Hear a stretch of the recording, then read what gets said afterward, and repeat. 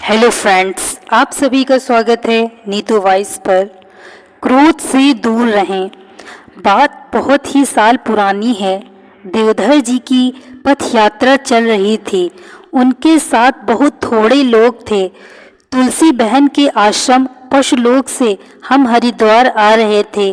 देवधर जी की कमर और पैर में चोट लगी थी।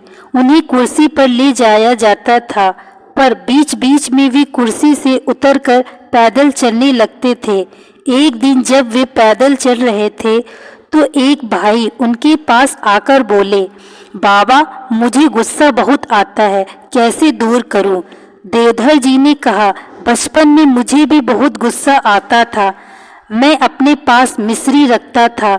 जैसे ही गुस्सा आया कि मिश्री का एक टुकड़ा मुंह में डाल लिया, गुस्सा काबू में आ जाता है।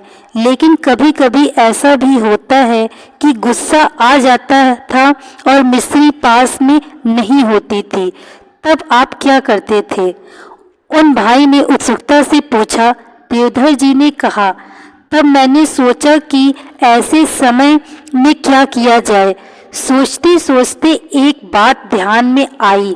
जब हमारे मन के प्रतिकूल कोई चीज आती है तो हम एकदम उत्तेजित होते हैं। यदि पहले क्षण को हम टाल जाएं तो गुस्से को सहज ही जीत सकते हैं। हर्ष और विषाद से हम तभी अभिभूत होते हैं जबकि उनका पहला क्षण हम पर हावी हो जाता है। उस क्षण को टालना शुरू में थोड़ा कठिन होता है, लेकिन अभ्यास से वह बहुत आसान हो जाता है। आगे देवधर जी ने बताया कि इसका उन्होंने खूब अभ्यास कर लिया। अगर हम अपने गुस्से को काबू में कर लेते हैं तो हम कुछ भी जीत सकते हैं। इसलिए इसे हमें काबू कर लेना चाहिए। किंतु पहले क्षण तो ऐसा होता है जैसे कुछ हुआ ही ना हो। इंसान का सबसे बड़ा दुश्मन है क्रोध। इसलिए हमें सदा ही क्रोध पर नियंत्रण रखना चाहिए।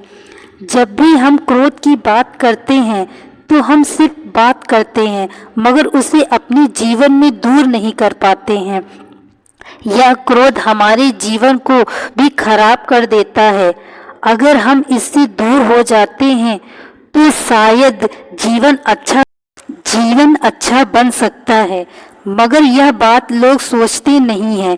कुछ लोग तो जीवन में बहुत क्रोध करते हैं। कभी कभी ऐसा भी लगता है कि वह सिर्फ उस बारे में हमेशा सोचते हैं। इसलिए क्रोध से दूर रहना चाहिए। एक पत्रकार की कहानी। यह बात उस समय की है जब वह आदमी अपने घर में सभी से बहुत क्रोध से बात करता था।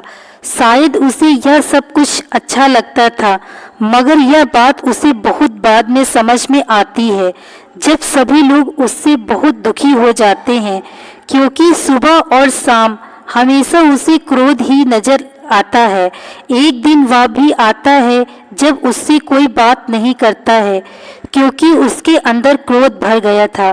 फिर उसे समझ आता है वह क्या कर रहा था। अभी तक वह समझ नहीं पाया था यह क्रोध उसका और उसके परिवार के लिए समस्या बनता जा रहा है। सभी इस बात को जानते हैं। क्रोध को कम करना आसान नहीं है, मगर कोशिश करने से सब कुछ हो सकता है। वह अब धीरे धीरे अपने क्रोध को कम कर रहा था, मगर वह बहुत समय उस क्रोध करने में बिता चुका था।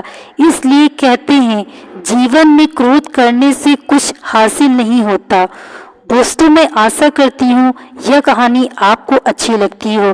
यदि आपके अंदर भी क्रोध करने की आदत हो तो आप इसमें सुधार कीजिए, अन्यथा जीवन बर्बाद हो जाएगा आपका। कहानी अच्छी लगी हो तो वीडियो को लाइक तथा चैनल को सब्सक्राइब अवश्य